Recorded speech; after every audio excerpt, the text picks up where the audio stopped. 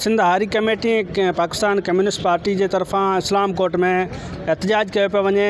जेका main petrol pump है उतां रैली निकिती है। इन वक्त रैली प्रेस क्लब ते मौजूद है, अगवान मौजूद आहिनि, उन्हनि सां ॻाल्हि ॿोल कयूं था।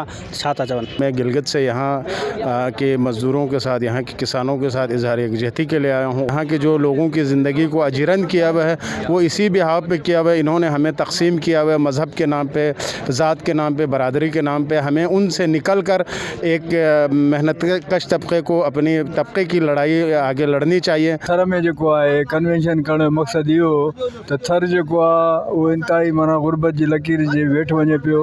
असो यो तो भाई पानी जो थर में ना है तो सरकार जेका है राजस्थान वांगुरु इंदिरा कैनाल जो हिते को कैनाल थर में इनके वफाकी गवर्नमेंट के या सिंध गवर्नमेंट के कैनाल कढण खपे तो जी पानी जा मसला जो थर जा आहिनि उहे जेके आहिनि से माना पूरा थी सके। हम पंजाब से उनके साथ यकजहती करने के लिए यहाँ पहुँचे हैं ताकि ये जुल्म जो है ये मिटना चाहिए। इस किसानों के ऊपर ये बैकवर्ड इलाका है, यहाँ जो जगीरदारों वडेरों सूदखोरों ने जुल्म किया है उसके ख़िलाफ़ ये आवाज़ जो है पूरी दुनिया में पहुँचाएंगे। हारियुनि सां मसला सॼी सिंध में आहिनि, पर हिते जेके माण्हू आहिनि हारी आहिनि उन्हनि सां मसला तमामु वधीक आहिनि। इन करे सिंध हारी कमेटी इहो जेको अज़म कयो आहे त असां हितां जे माण्हुनि सां जेके ज़ुल्म थियनि पिया व्याजखोरनि जे हवाले सां या वॾेरनि जे हवाले सां उनजे ख़िलाफ़ु जिदोजहद कंदासीं। असां जिदोजहद जा ॿ तरीक़ा आहिनि, हिकु सियासी आहे जेको असीं मुज़ाहिरनि जे ज़रिए कयूं पिया, ऐं ॿियो क़ानूनी आहे या जंग विढ़ंदासीं ऐं हितां जे माण्हुनि खे आज़ादी ॾियारे रहंदासीं। सिंध हारी कमेटी आख़िरी दम ताईं इहो जंग विढ़ंदी। थर में हिन खां अॻु में इहो पेश ई न थियो आहे। असां टेनेंसी एक्ट बि केस दाख़िल कया आहिनि जेको हींअर डीप्ले में हलनि पिया।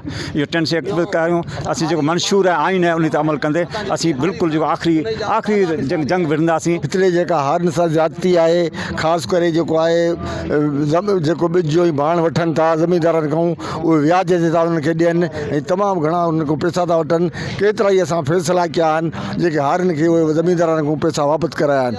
ॿियो तरीक़ो आहे त शहर में हिते जेका ॿाराड़ी जा हारी वीचारा लॾे अची था विया आहिनि, उन्हनि खे जेको आहे उते लड़ाइनि था ऐं उहे ज़मीनूं जेको ॾिसो पंहिंजे पसंदि जे माण्हुनि खे ॾियनि था प्लाट ऐं उन ग़रीबनि खे विहण नथा ॾियनि। हितां जे मसइलनि सां गॾोगॾु जेके सिंध जा मसइला आहिनि, मिसाल तौर बेटनि ते कब्ज़े जो मनसूबा रखिया था वञनि ऐं सेनेट में अक्सरियत न हुअण जे करे फ़िलहाल रुकिजी वियो आहे।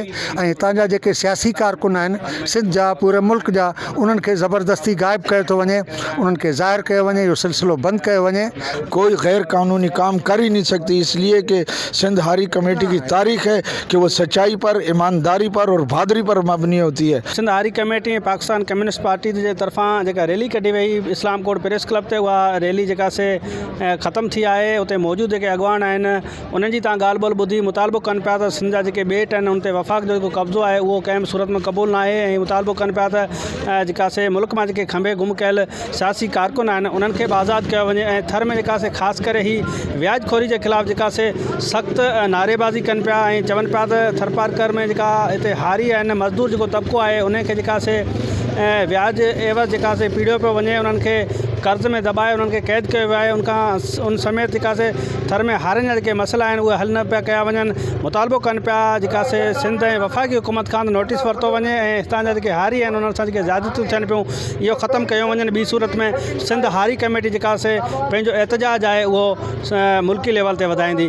गाज़ी बजीर, अवामी आवाज़, TV न्यूज़, इस्लाम कोर्ट। विज़िट कयो अवामी आवाज़ मीडिया ग्रुप जी वेबसाइट awamiawaz.pk।